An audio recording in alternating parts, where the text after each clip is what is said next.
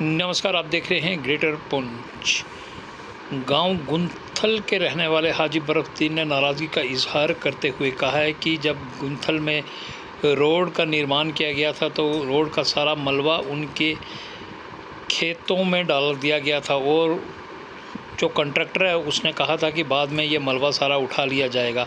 काम ख़त्म हो जाने के बाद उन्होंने आज तक मलबा नहीं उठाया, जिसकी वजह से हाजी बरफदीन की खेतों में भारी नुकसान हुआ और उनके बगीचे में भी इस मलबे की वजह से हालिया हुई बारिशों के कारण नुकसान हुआ।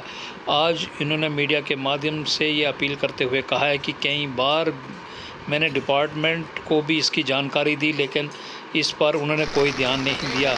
उन्होंने कहा है कि मेरा घर भी खतरे में है और मेरी ज़मीन तबाह हो चुकी है। जल्द से जल्द इस मलबे को उठाया जाए और या उनके खिलाफ कार्रवाई की जाए। और जानकारी के लिए ये देखते हैं गुंथल से हमारे 200 मीटर तक नीचे कम से कम ये लैंडस्लाइड हो गई है।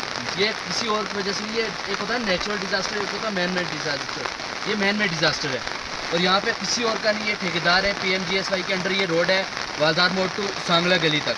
तो इसमें इनने तकरीबन बहुत ज़्यादा ये रोड का जितनी भी मिट्टी वगैरह थी, पत्थर थे, जो भी मलबा था, सारे यहाँ पे आके गिराया विदाउट एनी परमिशन, किसी बंदे की परमिशन के बिना। तो अब जब हम कह रहे हैं कि इनको उठाओ, कम से कम ये 4-5 महीने पहले से हम इनको, बल्कि साल जब गिराए थे इनको तभी कहा था कि ये इसको सही कर दो, लेकिन अभी तक इनका कोई इसमें एक्शन नहीं, कोई कुछ भी नहीं। तो ये ना उठा रहे हैं, ना कुछ कोई एक्शन नहीं ले रहे, ठेकेदार बस लाइटली ले रहे हैं। अब नुकसान हमारा हो रहा है। ये इसमें क्लिपिंग वगैरह दिख रही होगी आपको ये वीडियो में, जो छोटी मोटी, बाकी और भी हम ऐड कर देंगे जो जितना डिजास्टर हुआ नीचे तक। लैंडस्लाइड कम से कम यहाँ से 100-200 मीटर तक नीचे हो गई है।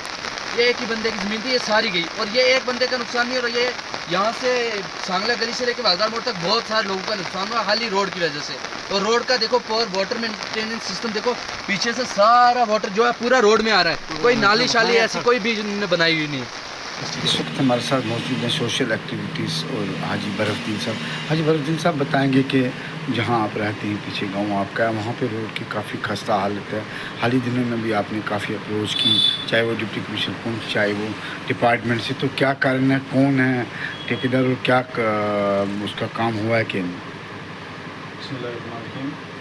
खासकर मैं आपका शुक्रगुजार हूँ सर। बात यह है कि हमारा जो गांव है ये गुंथल है, तहसील सुरकोट में पड़ता है।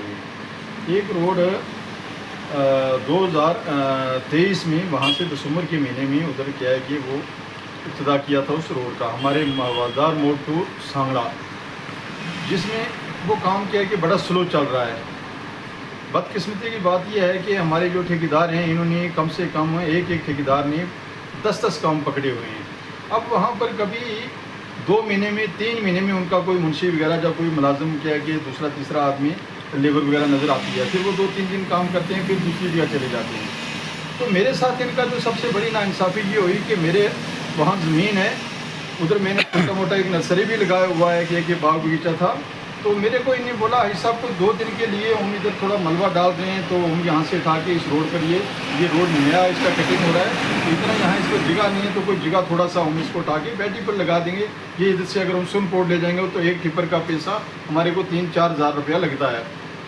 तो मैंने बोला 2 या 3 टिपर हो गए, मैं श्रीनगर में था, मैंने बोला चलो ठीक है, उधर से मैंने इनको कह दिया, मगर इनने कम से कम सर 200-250 टिपर से ज़्यादा वहाँ मेरी ज़मीन में उठा के डाल दिया। जब मैं आया तो मैंने बोला ये आपने बड़ी नाइंसाफ़ी की, इतना बड़ा किया कि मलबा इधर डाल दिया, आप इसको क्या करेंगे? बोला हमारे को 2 दिन का टाइम दो, यहाँ से हम इसको मुलाजिम लेबर वगैरह लगा के इसका सफाई भी करके झाड़ू वगैरह हम इधर से उठा लेंगे। सर 2023 से दिसंबर के महीने से लेके आज तक मेरा 2-3 फसल भी जो है वो भी क्या कि हो गया ख़त्म, वो भी नहीं मैं उसमें क्या कि ज़मीन में लगा सका।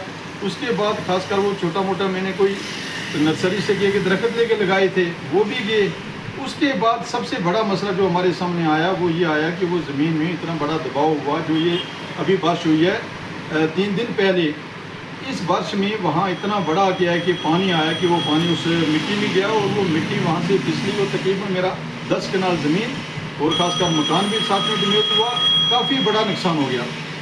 मैंने इन लोगों को भी बोला, एक्सचेंज साहब से भी रिक्वेस्ट रखी है, STM साहब से भी मैंने बोला है, फिर JE साहब को भी मैंने बोला, AW को, ठेकेदारों को बोला। जब उन्होंने मेरी बात नहीं ली, फिर मैं सुनकोट थाने में एक जाके रिपोर्ट मैंने किया है। उस रिपोर्ट के सच्चो साहब ने इनको फ़ोन किया तो उधर से उन्होंने बोला ये रोड हमारी है ही नहीं है। फिर मैंने इनके नाम पर जो ऑर्डर थे काम के वो निकाल के वो दिए। उन्होंने बोला यार ये लोग तो फ्रॉड कर रहे हैं। तो मैंने कम से कम 4 महीने पहले इधर स्टेशन में कोर्ट में किया है कि मैंने एक इनके खिलाफ़ केस भी किया था। वकील साहब ने एक नोटिस भी इनके भेजा था यहाँ से कि भाई आप आओ, इन लोगों का नुकसान हो गया, मगर ये उस पर भी नहीं आए। मेरा इतना बड़ा नुकसान हो गया है।